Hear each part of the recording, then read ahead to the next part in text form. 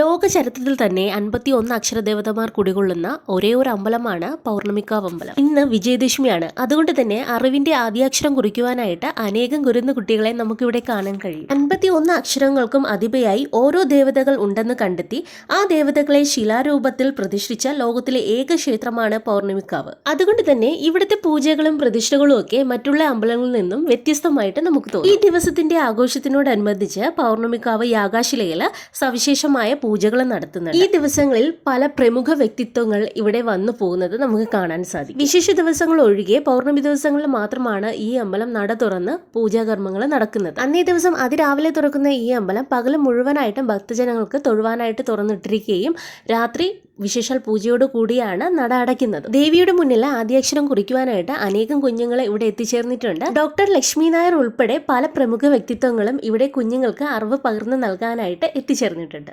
അക്ഷരവിദ്യയിൽ എന്ന പോലെ തന്നെ സംഗീതാദി കലകളിലും ചിത്രരചനയിലും ഇൻസ്ട്രുമെന്റ്സ് പഠിക്കുവാനൊക്കെ ആയിട്ട് വിദ്യാരംഭം കുറിക്കുന്ന അനേകം ആളുകളെ ഇവിടെ കാണുന്നത് ഒരു പ്രത്യേകത തന്നെയാണ്. ഓരോ വർഷം കടന്നു പോകുമ്പോഴും പൗർണമിക്കാവ് ദേവിയുടെ തിരുനടയിൽ നടക്കുന്ന ഉത്സവ ആഘോഷത്തിനോടനുബന്ധിച്ചുള്ള ചടങ്ങുകളിലും വിശേഷ പൂജ ഹോമാദികളിലുമൊക്കെ കുടുംബസമേതം എത്തുന്ന ഭക്തജനങ്ങൾ തിരക്ക് കൂടി വരികയാണ്. തുടർന്ന് വരുന്ന ദിവസങ്ങളിൽ കാവടി ഘോഷയാത്രയും അഗ്നികാവടിയും കലശാഭിഷേകം മഞ്ഞൾ നീരാട്ട് തിളച്ച എണ്ണ നീരാട്ട് പൂപ്പട നാഗർപൂജ ഗണപതി ഹോമം പൂമൂടൽ മഹാഗുരുസി എന്നിവയുടെ കൂടി നമ്മുടെ ഈ ക്ഷേത്രത്തിലെ ഉത്സവം സമാപിക്കുകയാണ്.